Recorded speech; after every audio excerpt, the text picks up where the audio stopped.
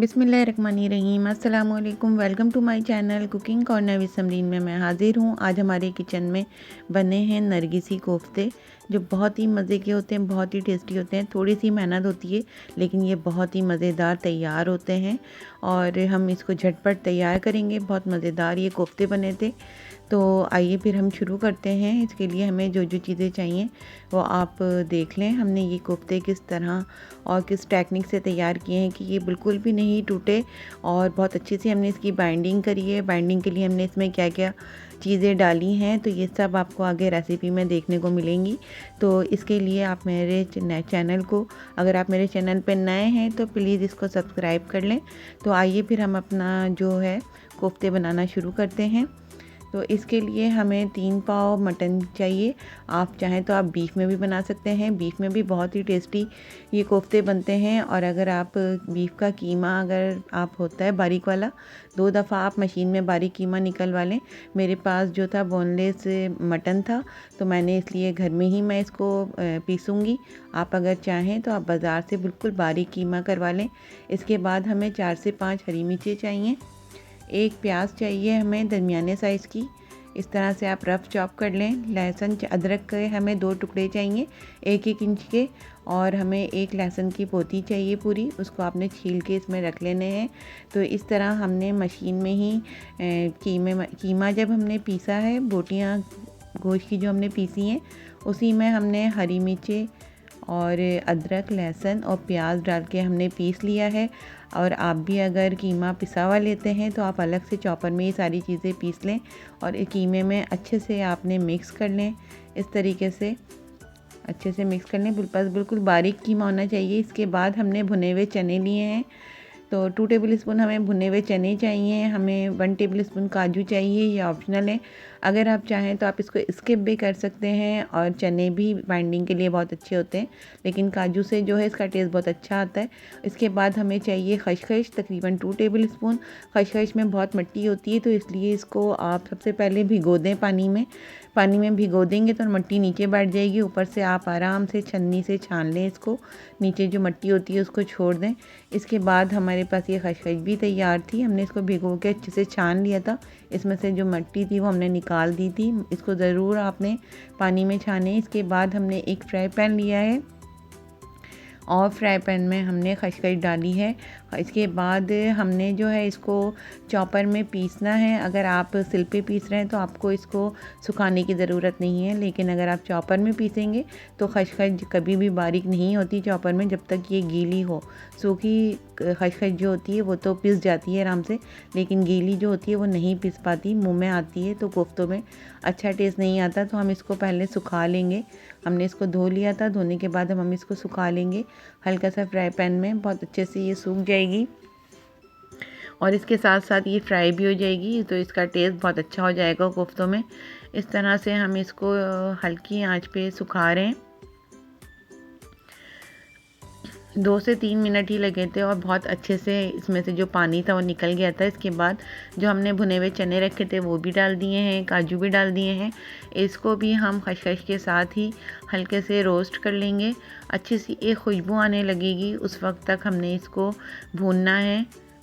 बस चमचा चलाते चलाते भूनना है, इसको छोड़ना नहीं है, वरना एकदम से हमारी जो खसखस, चने और काजू हैं वो काले हो जाएंगे। इसलिए आपने इसी तरह चमचा चलाते हुए ये तीनों चीज़ें आपने भूननी है फ्राई पैन में। ये देखें बहुत अच्छे से खसखस भी सूख गई है और चने और काजू भी अच्छे से भुन गए हैं। बहुत अच्छी सी इसमें से खुशबू आ रही है। इसके बाद अब हमने इसको पीस लेंगे, इसको बिल्कुल फ़ाइन पाउडर बना लेंगे इस तरह चॉपर में डाल के। अब देखें कितनी आसानी से हमारी खसखस जो है पिस गई है। इसके साथ ही चने भी पिस गए हैं और काजू भी। गरम गरम में ही आप इसको पीस लें, थोड़ा सा हल्का सा ठंडा करके पीस लें इसको, आप बहुत अच्छा सा हो जाएगा। इसके बाद जो कीमा हमने पीस के रखा था उसमें 1 टेबल स्पून हमने लाल मिर्च का पाउडर, हाफ़ टी स्पून हल्दी और 1 टेबल स्पून हमने इसमें नमक डाला है। और इसके बाद जो हमने खसखस, चने और काजू पीस के रखे थे वो डाल देंगे, तकरीबन 4 टेबल स्पून। इसलिए कि 4 टेबल स्पून हम इसलिए डालेंगे ताकि इसकी बाइंडिंग बहुत अच्छी सी हो और हमारे जो कोफ्ते हैं वो टूटने ना पाएँ। इस तरह से हमने 4 टेबल स्पून इसमें काजू और खसखस का पाउडर डाल दिया है, चनों का। थोड़ा सा हरा धनिया डालेंगे। इसके बाद हमने 2 टेबल स्पून हम इसमें दही डालेंगे और फिर इसको हल्के हाथ से हमने बहुत अच्छे से मिक्स करना है इस तरीके से। और अब इस तरह हमने इसके कोफ्ते बनाने हैं। तो हमने जितने कोफ्ते बनाने हैं उतने ही आप अंडे बॉईल करके रख लें। बॉईल करके आप अंडों को ठंडा कर लें। इसके बाद हमने इस तरह से हाथ पे सारे कीमे को फैलाना है और एक अंडा इसमें रखना है और इस तरह से हमने कबाब कीमे के ज़रिए इसको एक कोफ्ते की शक्ल देनी है। हल्का हल्का सा पानी आप लगा लें तो बहुत अच्छा सा ये जुड़ जाएगा इस तरीके से। देखें बहुत अच्छे से हमने कोफ्ते को बनाना है इस तरह से दबा दबा के।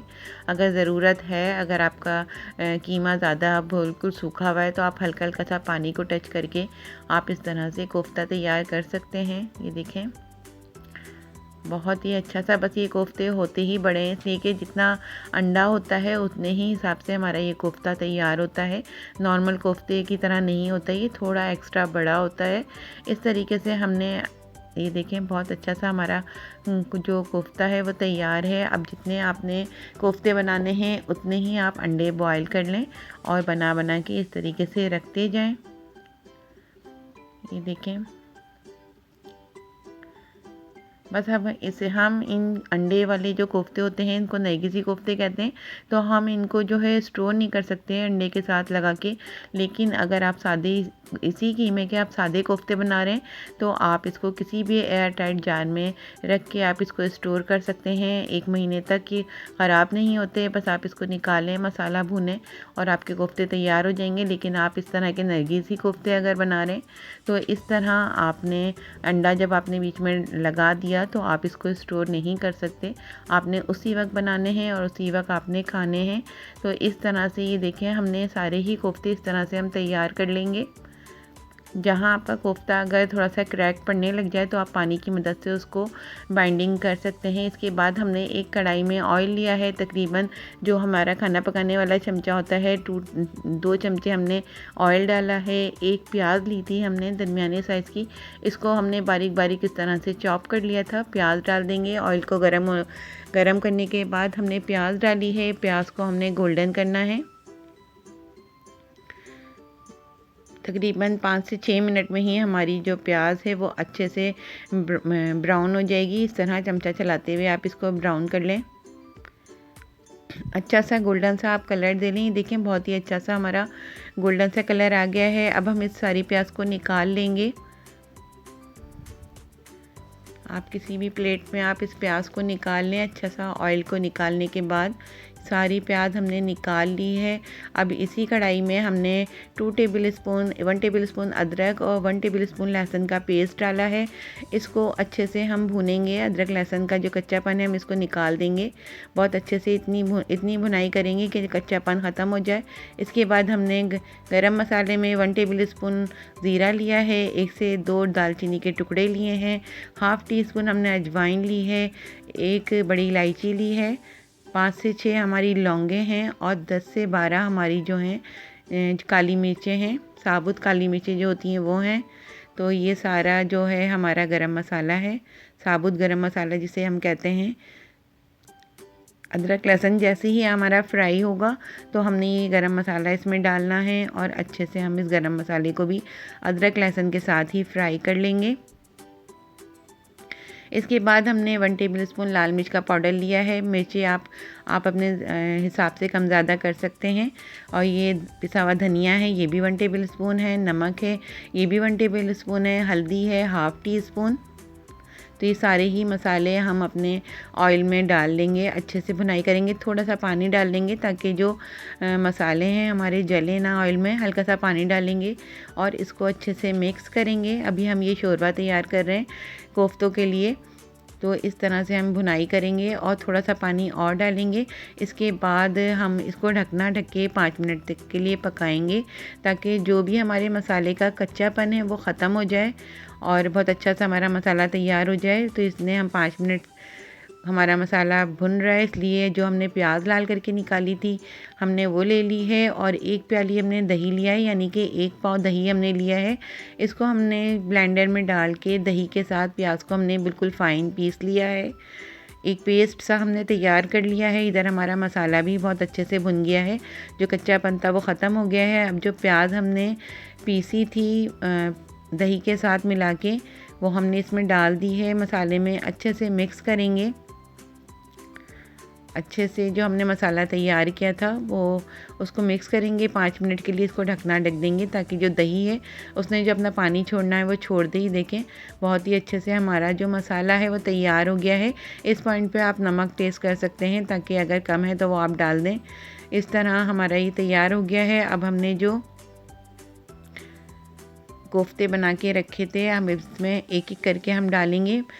आप फ्लेम की आंच को मीडियम कर दें।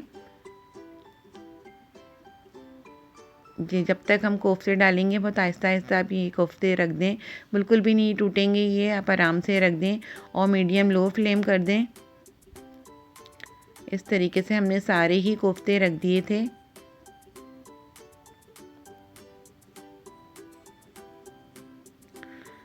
बस मीडियम लो फ्लेम पे हम 10 मिनट के लिए एक तरफ पकाएंगे।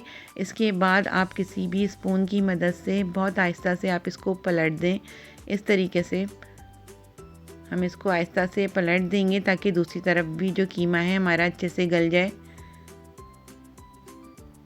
अभी हमने पानी नहीं डालना जब तक कि कोफ्तों में हल्का सा यानी कि बहुत हल्का सा थोड़ा सा पक ना जाए कोफ्ते, जब तक हम इसमें शोरबा नहीं डालेंगे। इस तरह हमने 5 मिनट एक तरफ पकाया, 5 मिनट दूसरी तरफ पकाएंगे और इस तरीके से हम कढ़ाई को हिला लेंगे। 5 मिनट के लिए हम इसको ढक देते हैं, ताकि ये आधे जो हाफ़ रह गए थे वो भी गल जाएं। देखें बहुत अच्छे से हमारा जो कोफ्तों का कीमा है वो गल गया है। अब हमने जिस जग में प्याज और दही पीसा था उसी में हमने पानी डालना है 2 गिलास, और 2 गिलास डाल के हमने उसको इस तरह से कढ़ाई में डाल देना है, ताकि हम इसका शोरबा डाल दें। अब 15 मिनट के लिए हम इसको तेज़ आँच पे पकाएंगे। 2 गिलास पानी डाल दें। अगर आपने गाढ़ा शोरबा रखना है तो आप पानी कम डालें, और अगर आपने शोरबे को पतला रखना है तो आप 2 गिलास पानी डाल दें। और इसके बाद हम 15 मिनट के लिए इसको तेज़ आंच पे पकाएंगे। इस तरीके से देखें 15 मिनट हो गए हैं। बहुत अच्छे से हमारा जो कोफ्तों का कीमा है बहुत अच्छे से हमारा गल गया है। थोड़ा सा ऊपर से हरा धनिया डालेंगे। हरा धनिया डालने के बाद हम इसको 5 से 10 मिनट के लिए बिल्कुल धीमी आंच पे, यानी कि जैसे हम चावलों को दम देते हैं इतनी आंच पे हम इसको दम पे लगाएंगे, ताकि हमारा जो ऑयल है वो ऊपर आ जाए। देखें व्यूअर्स, अच्छा सा ऑयल हमारा ऊपर आ गया है। ये देखें, अब मैं डिश आउट करती हूँ, आपको कोफ्ता काट के दिखाती हूँ। बिल्कुल भी ये हमारे कोफ्ते टूटे नहीं है, बहुत अच्छे से बाइंडिंग हुई है। और ये लें, देखें हमारे नरगिसी कोफ्ते तैयार हैं। ये बहुत ही मज़ेदार थे, बहुत ही टेस्टी, और बहुत ही आप जब बनाएंगे इसको आसान भी हैं बहुत। इसको बनाना कोई मुश्किल नहीं है। अगर आप बाज़ार से पिसा हुआ कीमा ले लेंगे तो आपके लिए कोई मुश्किल नहीं है। मैंने असल में गोश्त लिया था तो मुझे थोड़ा सा टाइम लगा, लेकिन अगर आप बाहर से कीमा लेते हैं तो आप जहाँ से भी कीमा लें उससे आप सब्ज़ी वाले से हरी मिर्ची, अदरक, लहसुन भी लेके आप उसमें पिसवा लें। उससे बहुत अच्छा सा हमारी जो कीमे में मिक्सिंग हो जाती है हरे मसाले की। और अगर नहीं तो आप घर में चॉपर में भी आप प्याज, हरी मिर्चें, अदरक, लहसुन पीस के कीमे में मिक्स करें, और इस तरीके से बहुत ही इजी तरीके से आप ये कोफ्ते तैयार करें। बहुत ही मज़ेदार होते हैं, बहुत ही टेस्टी होते हैं। एक दफ़ा आप ज़रूर ट्राई करें मेरी रेसिपी से। और अगर व्यूअर्स आपको मेरी ये रेसिपी पसंद आए तो इसको लाइक करें, सब्सक्राइब करें, कमेंट्स करें और बेल आइकॉन का बटन भी प्रेस कर दें। इससे मेरी हर आने वाली रेसिपी आप तक बआसानी पहुंच पाएगी। इसी के साथ ही दुआओं में याद रखिएगा। जज़ाकल्लाह, अल्लाह हाफिज़।